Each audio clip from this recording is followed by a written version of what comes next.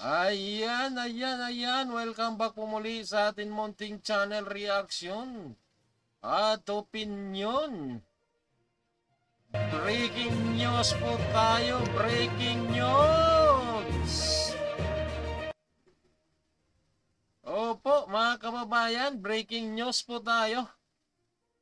Itong si Claire Castro ay mayroon po siyang ibinunyag dito po sa interview sa kanya sa bilyonaryo.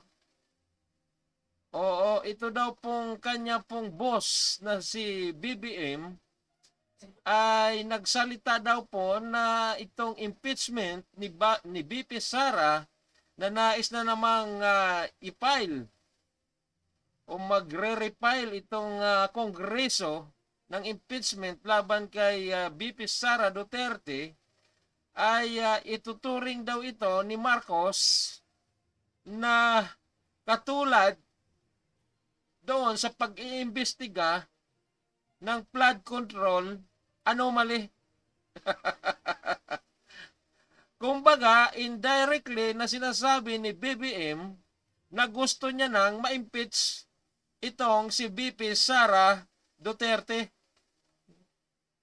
At kung matatandaan po natin, mga kababayan ko, noong nakaraang taon, napapanood naman po natin sa mga interview dito kay BBM na ayaw niya talaga ang impeachment laban dito kay BP Sara. At mayroon pa nga siyang sinabi na ito daw, ang impeachment ni BP Sara ay hindi ito importante at hindi raw ito makakatulong sa mga Pilipino. Oo, kaya ayaw niya at mayroon pang nag-leak. Oo, mayroon pang nag-leak na message. At ito ay nakarating kay Anthony Taberna na nagsasabi na ang message na ito ay nakikiusap itong si Bongbong Marcos, Presidente Bongbong Marcos sa mga congressman na wag nang ituloy ang impeachment dito kay BP Sara. Sa madaling salita, mga kababayan, ayaw talaga ni Bongbong Marcos na ma-impeach itong si BP Sara. Pero anong nangyari? 2026? Bakit? Mukhang gusto na ni BBM ituloy ang impeachment. Oo, kasi ayon po sa mga balibalita, mga kababayan, sa darating na February, itong mga Makabayan Black ay magsasampa na naman ng panibagong impeachment laban dito kay BP Sara Duterte. At ayon kay Claire Castro, itong impeachment na ito ay dapat daw ituring na katulad ito sa pagpapaimbestiga sa flood control anomaly. Oo, yan po yung sinasabi ni Claire Castro. So maganda siguro mga kababayan ay pakinggan po muna natin ang sasabihin dito ni Claire Castro dito sa interview sa kanya dito sa Bilyonaryo Channel. Congressman will vote in an impeachment complaint, in a new impeachment complaint by February this year. Your thoughts po on that? Tinanong siya, dito rin sa inyo, sa One News, tinanong siya na isang reporter po ninyo at ito'y napanood ko. Nung tinanong siya kung mayroon ba siyang napag-usapan ba sa BICAM conference na ang pondong to ay pang-impeachment o napag-usapan ba ang patungkol sa impeachment kay BP? Dito po sa bungad, no? Ang sinasabi po dito ni Claire Castro ay ito po yung tungkol kay Senador Amy Marcos na kung saan itong 2026 budget daw, sinabi ni Amy Marcos na maaring itong mga, kasi malaki daw yung mga pondo para sa pang-ayuda. Oo, kaya nasabi ni Senador Amy Marcos, baka ito ay pambayad sa impeachment ni VP Sara. Pag sinabing pangbayad, ibig sabihin, bibigyan yung mga congressman at senador para ma-impeach ito si VP Sara. Oo, pangbayad daw ito ang 2026 budget. Pakinggan po natin, tuloy. VP Sara, sinabi niya, wala. So, ang tanong natin, saan ba siya humuhugot ng kwento? Saan ba siya humuhugot ng haka-haka?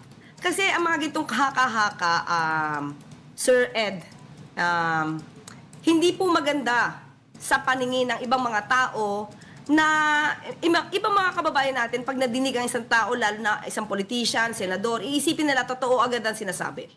Pero mapapansin nyo, kung iisa-isahin nyo at talagang tututukan nyo, kung pwede nga i-cross-examine ng mga ito, makikita nyo walang pinanghuhugutang kwento.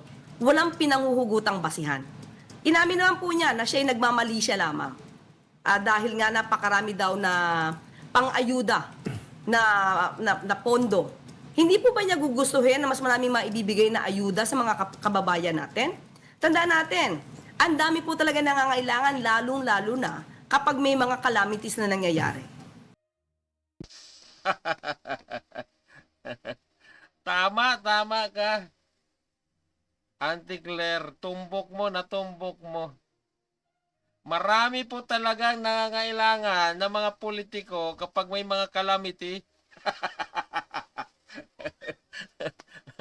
Kaya, malaki pa rin ang budget para sa pang-ayuda. Oo. Yung budget na yan, Auntie Claire, hindi naman talaga napupunta yan sa mga tao.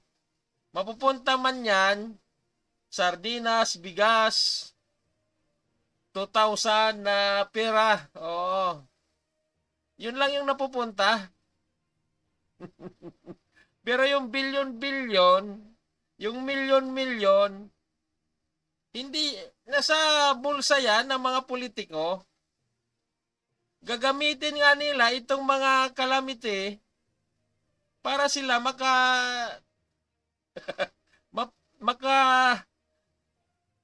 makapangulimbat. Oo. Kasi kung wala itong mga calamity na ito, itong mga bagyo na ito, kung ano-ano pang mga sakuna, ay hindi po sila makapagnakaw sa kaban ng bayan kasi masyadong halata. Samantala, kung may mga calamity, ay may dahilan sila na kumuha ng pundo o gumamit itong pundo na malaki. Oo. Kasi papalabasin lang nila na yung kanilang nasasakupan ay malaki yung napinsala. Maraming naapektuhan. O, di ba? Tapos, anong gagawin nila? Uupa sila ng malaking binyo. Oo. Para doon magpila yung mga tao na bibigyan kuno nila ng ayuda. Eh magkano yung ayuda na to? 2,000. Oo, 2,000 yan. Iilan lang yung mabibigyan? Lahat ba? Hindi. Yung mga alam nila na mga butante lang nila. Pero, yung alam nila na kalaban nila sa politika, malabo pa sa sabaw ng pusit kung maambunan. Oh, yun po yung katotohanan. Kaya, ang mangyayari, yung malaking pondo sa ayuda, hindi talaga mabibigay lahat doon sa mga tao. kundi ang malaking parte ng mga ayudang ito sa bulsa lamang ng mga politiko. Yan po yung katotohanan dyan, Auntie Claire. Huwag na tayong maglokohan dito. Hindi po ba? So, wag po siya mag-isip na negatibo. Sana naman mag-isip siya ng positibo para sa administrasyon ng kanyang kapatid. Hindi puro dun sa positibo dun sa team itim. On another note, Yung second Yusek, impeachment. Yung impeachment na ni VP Sara is related na to 2028, ano? And it's 2026. Meron namang mga kahit papano informal talks diyan sa Malacanang kasi nawala yung iniisip ng mga tao na magiging kandidato sana ni President Marcos, nawala eh. Sa ngayon parang wala eh. May nakikita ba? Pinag-uusapan ba yan?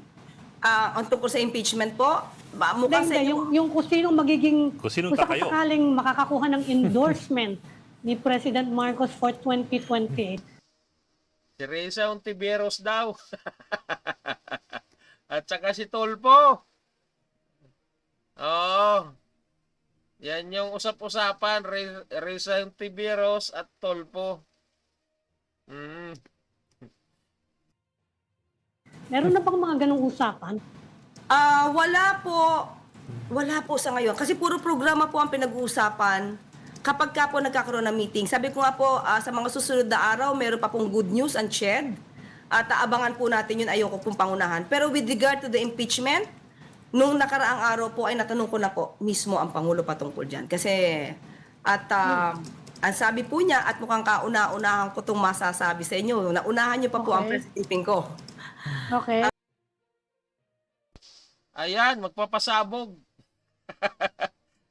Si Auntie Claire, dito lang daw sa programang ito, dito sa Bilyonaryo, hindi pala Bilyonaryo ito, One News PH, dito niya lang daw una-unang sasabihin itong kanyang ipapasabog na sinabi daw umano sa kanya ni BBM. So pakinggan po natin mga kababayan kung ano po itong kanyang ipapasabog. Sabi po ng Pangulo, tinanong ko po siya, Sir, Mr. President, tinatanong po tayo kung ano po yung reaction natin doon sa sinasabing impeachment complaint na isasampa di umano yata ng Makabayan Block. February, oo. Apo, ang tugon po ng Pangulo sa atin ay ititreat niya po ang kasong ito o complaint na to parang pag-treat po niya sa flood control project. Meaning, Managot ang dapat na managot. Pero yung pong word na yun na ititreat niya po, ang impeachment complaint na po, ito, comparable sa flood control projects ng mga maanomalya. So, Yan. Damay-damay na, kumbaga. Oo, damay-damay na. Oo. Dahil nga, ayon kay Saldico, sangkot din ito si BBM sa flood control anomaly. Nag-insert daw itong si BBM ng 100 billion pesos. Oo. Ayon yan kay Saldico. So medyo nabulabog sila rito. Oo. Hanggang sa dumating kay Lacson, itong si Lacson ay talagang dumipinsa kay Marcos. Hindi raw si BBM ang nag-insert. Kundi yung mga sekretary. Ang nag-insert. Yung Yusik ang nag-insert. Kaya nangyari itong mga sekretary na ito at Yusik nagsi-resign. Nagsi-resign. Nag-resign si yung maglolo ba o magtiyo? Yung dalawang bersamin, isang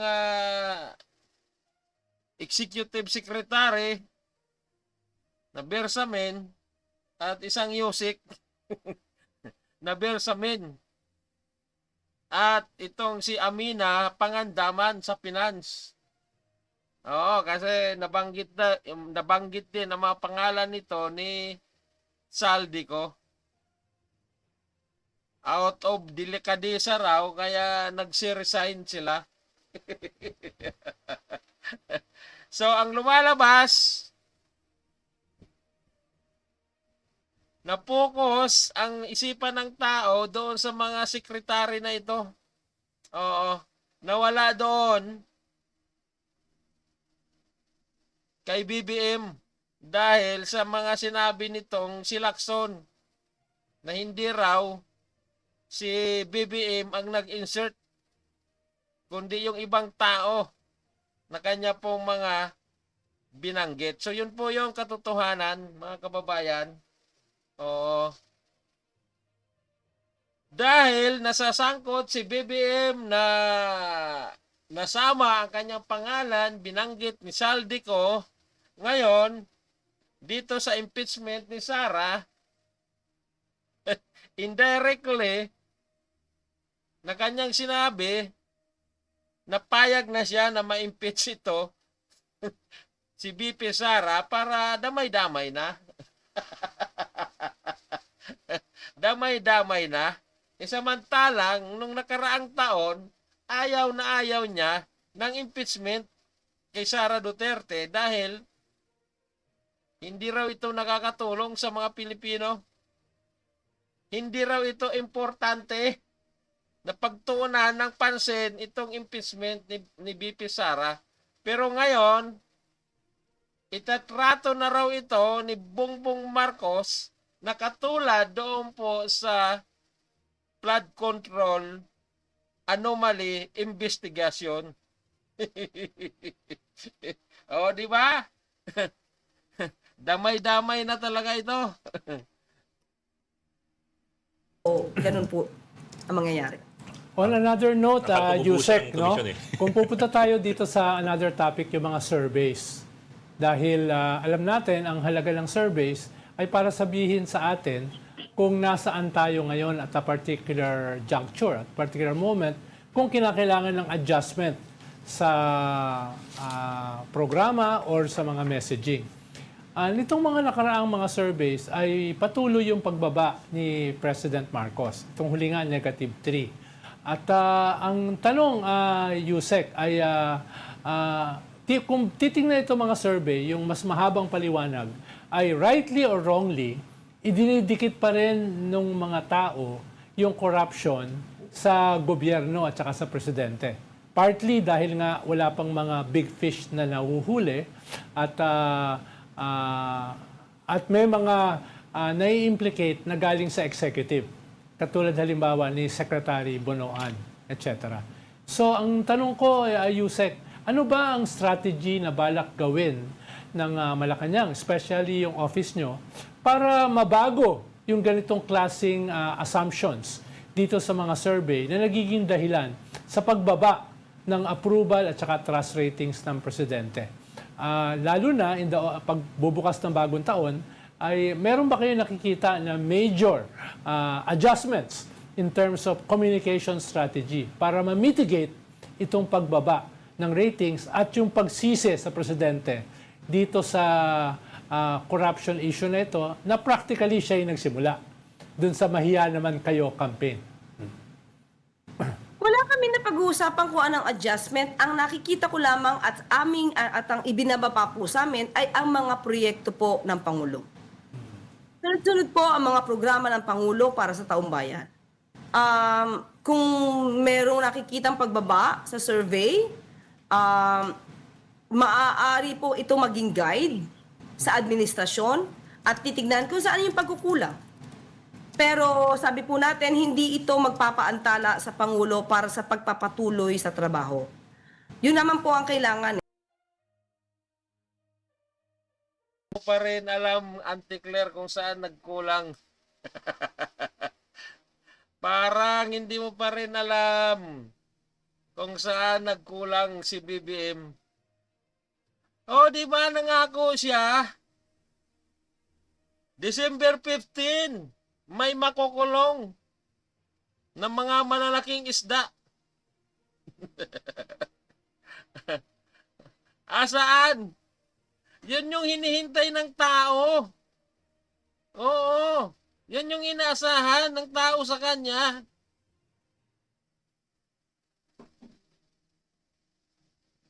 Pero wala. Ang kanyang pinahuli, mga dilis. At isang sapsap. Sino yung sapsap? Sino yung mga dilis? Yung mga engineer doon sa Mindoro. Oh. At sa Cavite, yun. Yung mga dilis na yon. At sino yung sapsap? Isang sapsap. Si Diskaya. Yung babae, yun yung sapsap. Pero yung mga tambakol, mga buhaya, butanding, mga balyena, walang naipahuli si Bongbong Marcos. Oo. Na kanyang ipinangako sa buong Pilipinas na mayroong magmi-Merry Christmas sa kulungan. Umabot ng bagong taon, wala, bukya. Pambira. Parang ikaw na lang ang walang alam sa nangyayari, Auntie Claire. O talagang nililito mo lang yung mga tao.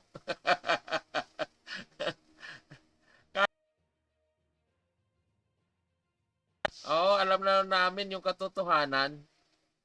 Oo, kaya nga nalagay si BBM sa negative 3.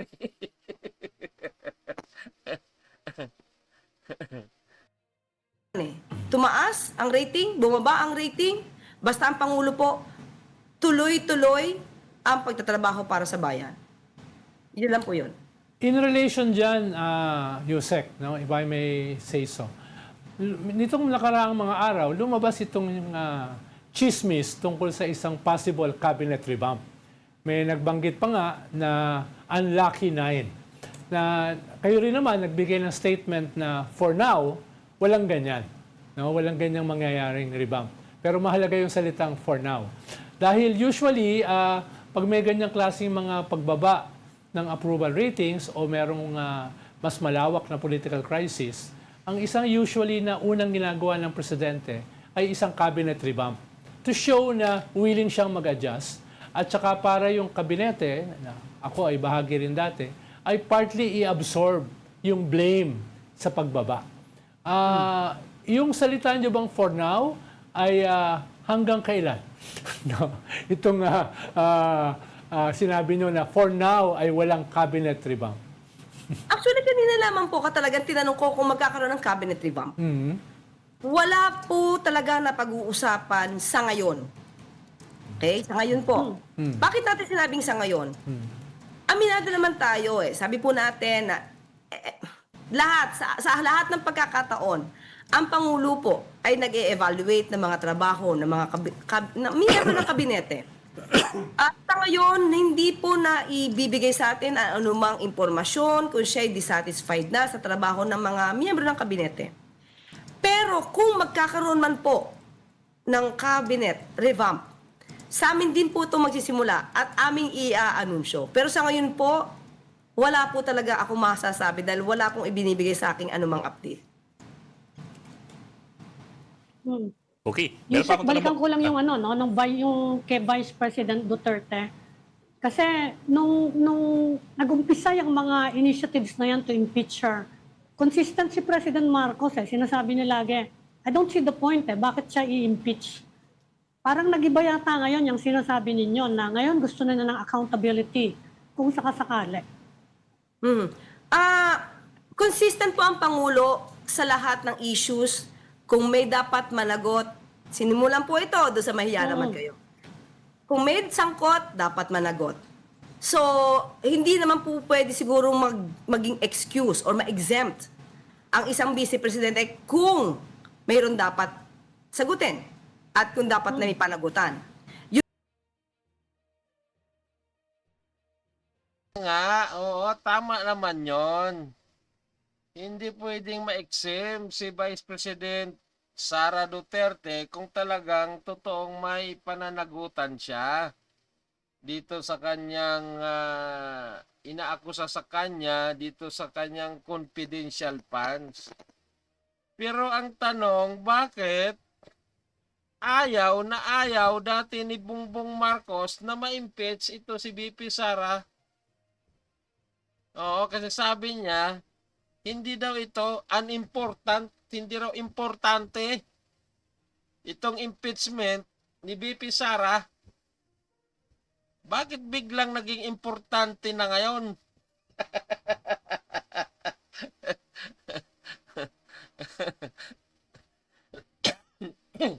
Dahil bang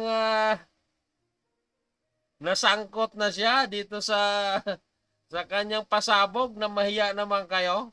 Oo. Ayon kay Saldico, sangkot siya.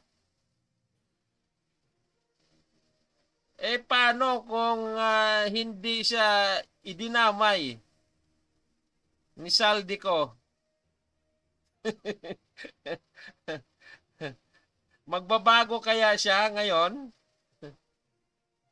O ganun pa rin ang kanyang stand na ayaw niya ng impeachment kay VP Sara? Ngayon, itutulad niya na ito doon sa flood control anomaly. Kasi ayon dito kay Claire Castro, managot ang maaring managot. So talagang umiba. Damay-damay na. Yan yung tamang word dyan. Kung ako nasangkot ako sa flood control, o sige, may issue ka sa confidential mo, o sige, damay-damay na tayo. Ay talaga naman, buhay ng mga Pinoy. Yun lamang po ang nasa Pangulo ngayon. Kung mayroon dapat panagutan, managot. Pero hindi naman po ibig sabihin na siya ay nagbibintang na po kung kahit kanino. Ebidensya pa rin po ang nais ng Pangulo. Okay. Ma'am, ako Okay. pabor na lang. Kasi kausap namin kapon si Richard Hidarian. sabi niya, nakita daw niya Lamang po yung atin pong naging reaksyon dito sa itong inihayag ni Claire Castro na tila bang nagpaparamdam na itong si BBM indirectly na gusto niya ng impeachment dito kay VP Sara Duterte. At ayon nga kay Claire Castro, ay ituturing daw ito na katulad doon po sa flood control anomaly. Kailangang maimbestigahan na ito o ma-impeach si VP Sara dito, mapailan uli ng panibagong impeachment nang sa gayon pananagutin din ito si VP Sara kung mayroon mang pananagutan. Oo. Katulad dito sa mga ginawang investigasyon dito sa flood control anomaly na kung saan ay marami yung nasangkot dito at pati nga itong si BBM ay nasangkot.